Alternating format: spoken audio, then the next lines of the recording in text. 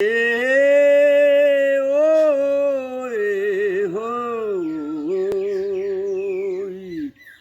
Marcela boiador, logo bem cedo do dia, ou me lembra de Major, vaqueiro de garantia, que mora no Rio Grande, ali em Alexandria. Ei,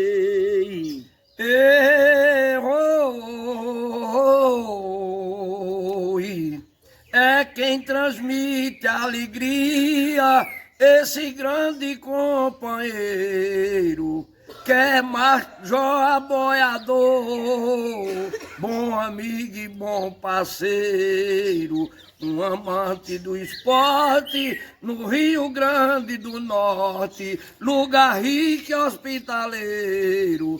Ei. O Major é caceteiro e é homem de posição, o esposo da Natália, mulher de dedicação, e o pai da Maitê, que é a sua paixão.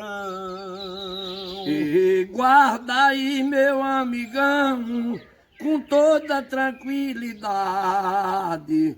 Sei que você tá fazendo e eu vou falar a verdade. É o bairro das Toadas, homem que tem amizade, de Marcelo e de Galego, dois poetas de verdade. Errou. Tem uma celebridade que é sua mãe adorada. Essa é Dona Lindalva, uma pessoa educada. Lá no sítio Carnaubal, que é uma terra animada. Tá no baú das Toadas, os vaqueiros querem um show.